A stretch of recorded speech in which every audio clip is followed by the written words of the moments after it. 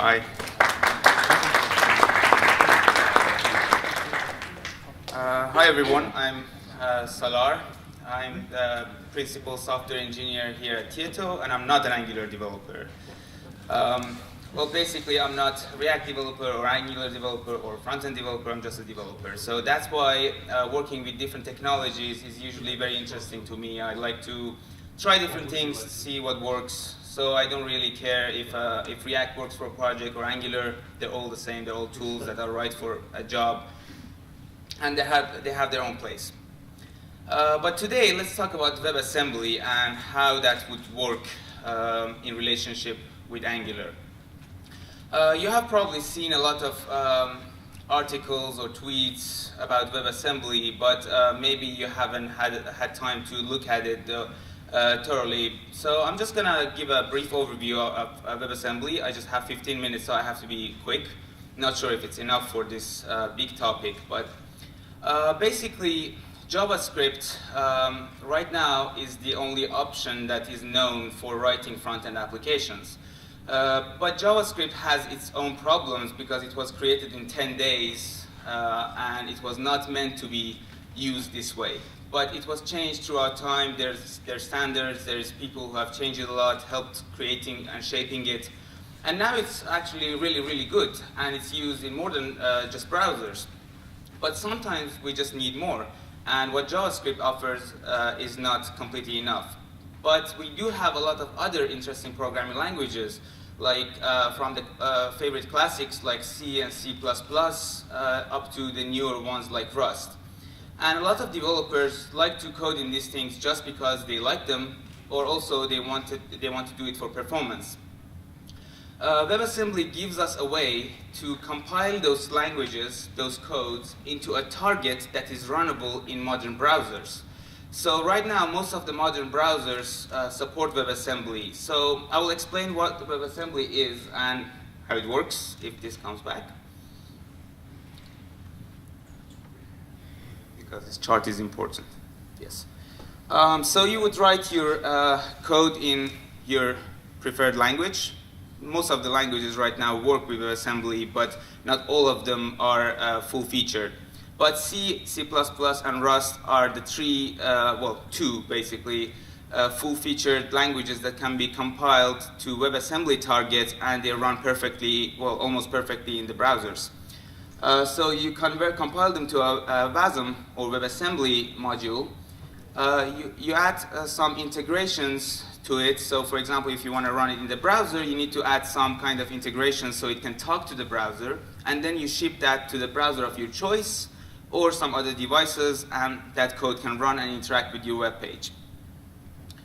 But where is it useful? Because right now JavaScript can do most of the things that you want it to do.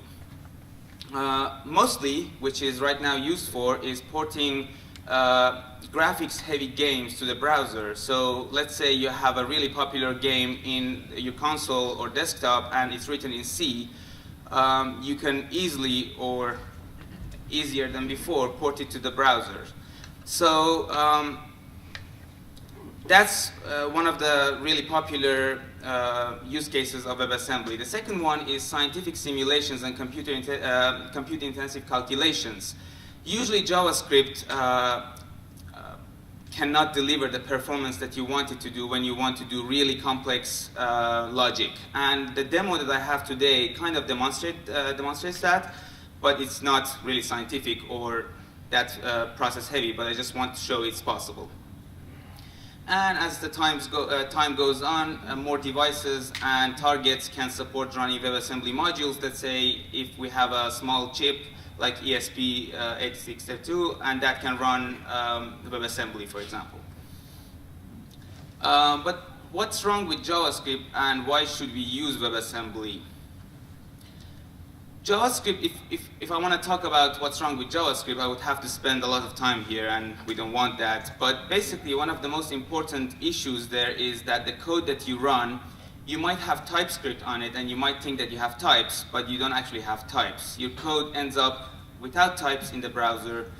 Browser starts analyzing it and running it and infer types from your code and guess what did you want to do. And because JavaScript is a dynamic language, anything might happen. You might want to fetch a complete JavaScript library on runtime 10 minutes after execution and inject it in your code, and the compiler just have to deal with it.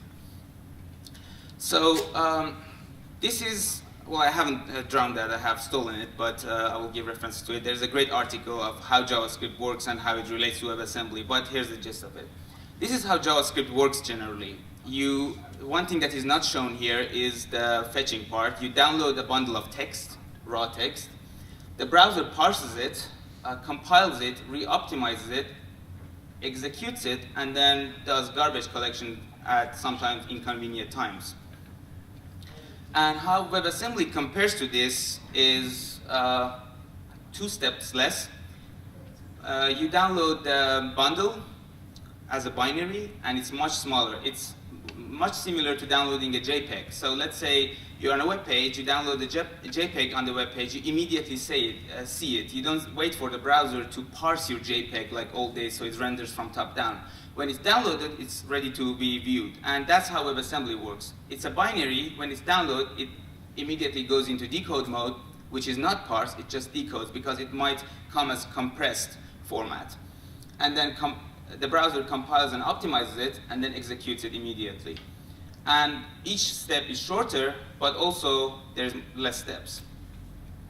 So the parsing part, when the JavaScript code gets into the browser reads it, turns it into an abstract syntax tree, and then decides what to do with that. And it doesn't run all of that at the same time. The browser has to guess which part of your application needs to start first, needs to go through the code first, and then executes that part.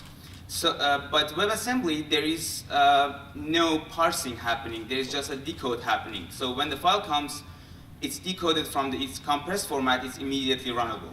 The browser doesn't have to do anything in that step. Compiling and optimizing. When JavaScript runs in the page, there is something called just-in-time compilation. So the browser only acts on different parts of code when they're necessary to be ran. So let's say you have a function, it turns into an abstract syntax tree, but it doesn't compile unless you call it. When you call it, it compiles immediately, optimizes it, and then decides to create different versions of that function in memory to run in different scenarios. I won't go into more details because it's a very broad topic, but that's how it works basically. But again, there is no optimizations needed when it comes from WebAssembly, because the compiler that you use to compile the WASM module does all that. It already knows all the types. It already knows how your code is structured and called, and there is no surprises. So there is no optimizations happening, or at least they have happened before it reaches your browser. There is a step that is non-existent in WebAssembly, and that's re-optimizing. And again, like I described, re-optimizing is when you decide to call a function, it changes the structure of your code. For example, you have a reduce function that changes an array to an object, and that object is used in a different way in the place that it was used before. So JavaScript goes back to the base code, re-optimizes, creates a new version, and decides what to do with this new information. But that doesn't happen in WebAssembly because none of the other languages like C and C++ and Rust or Go let you do that. Executing, again, JavaScript decides how to execute things and chooses from the best versions that are available, but WebAssembly does none of that, and they're just immediately available to be ran.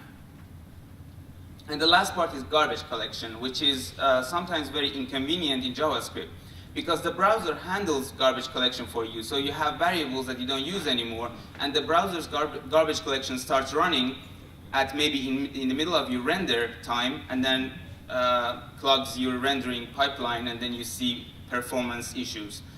Browsers like Chrome and Firefox are really good at this, but browsers like Internet Explorer and Edge really suck at this. So, but that doesn't happen in WebAssembly because the garbage collection is in the hands of the developer. If you write WebAssembly code, you have to collect your own garbage.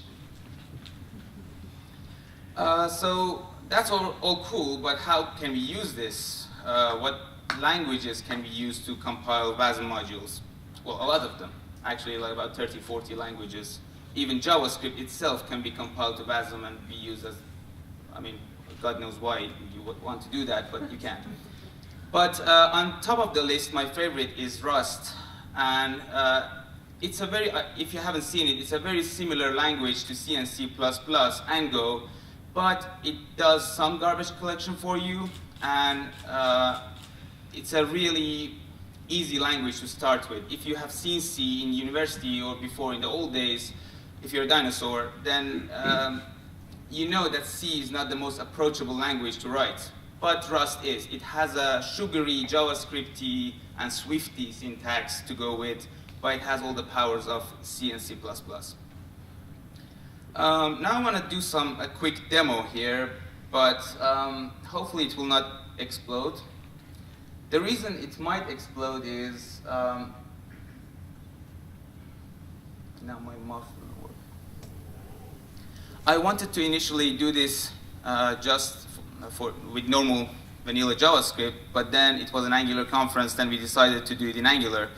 And in my head, it sounded really cool. I have WebAssembly, I just loaded in Angular service and it works, right? And I started running it, and it didn't like it at all. Whatever I did, I couldn't make it run. Like, there was some Chinese articles in Chinese that were describing how to do it, but those were not working again because Angular's NGCLI was changed, so those were completely gone.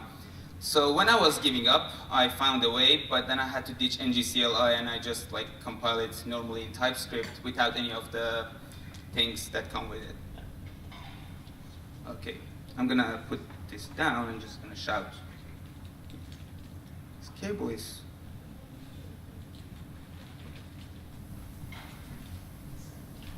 I have 4 minutes.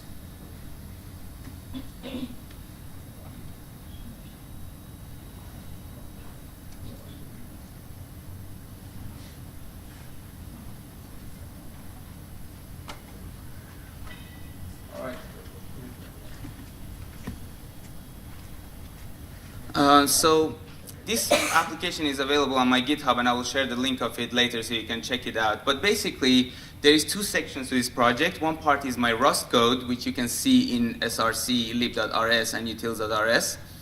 And the second part is the www, which is an Angular application which uses that Rust module.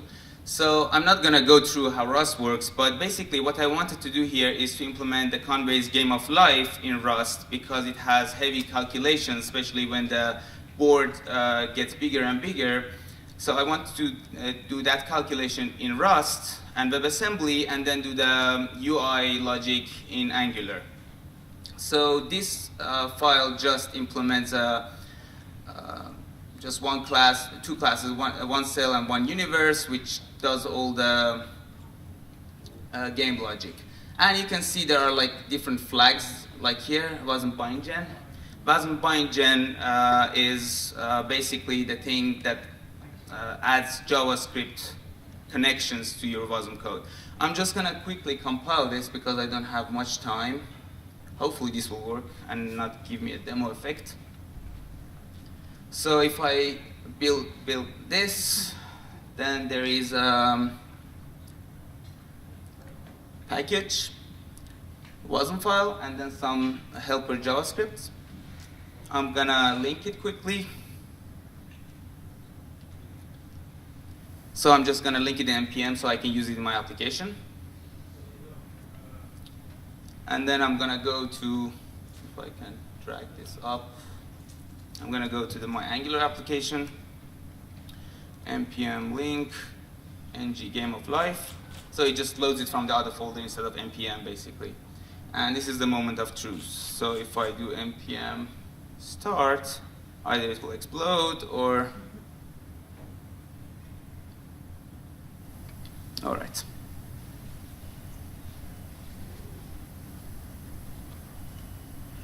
Okay, it's here. So I need to go here.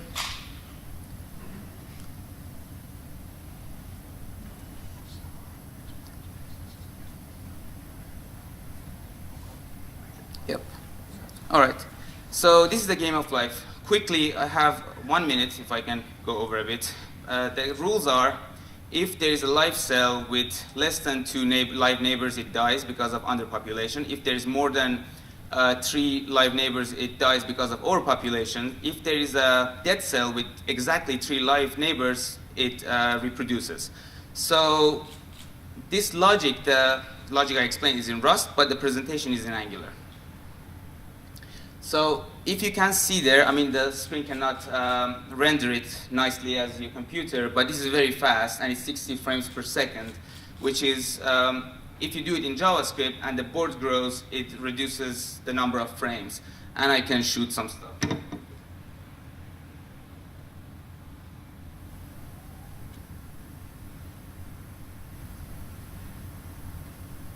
Yeah, basically that's it. So, yeah, this.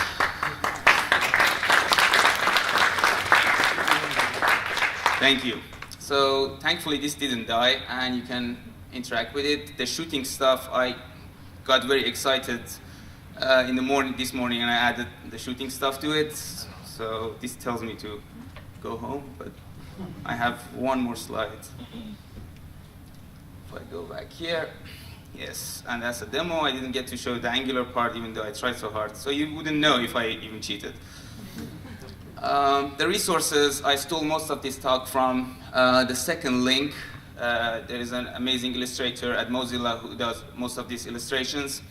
The first and second link tells you the most about it more extensively. The third link is the WASM bioengine, which helps you port WASM applications to JavaScript applications. And the last one, which I will share this later and tweet about it, is the repository of this on my GitHub. You can find me on Twitter and GitHub and everywhere else with the same username, even though it's written with 1 L in the card, but I'm with 2 Ls. That's it. Thank you very much.